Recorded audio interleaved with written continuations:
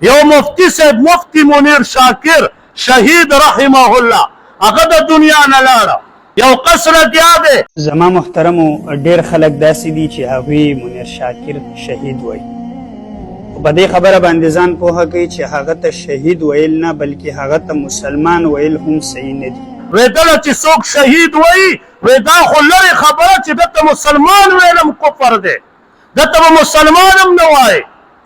ای مسلمانه چې ته وایي چې دا کافرو ته میډیا ته راشه قرآن په لاس کې راواله او دا ووایه چې په ما د ښځه په دریو کاڼو طلاق کوي چې دغه مفتي منیر شاکر دا مسلمان نه و. که ته دومره غیرتي وکړه قسم او هغه چې کومې خبرې کړي دي دا یاد وساته.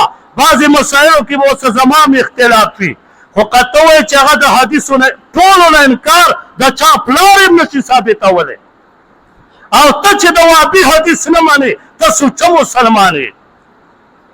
حدیث چې د حنافو حدیث نه مني ته سوچه مسلمان یې.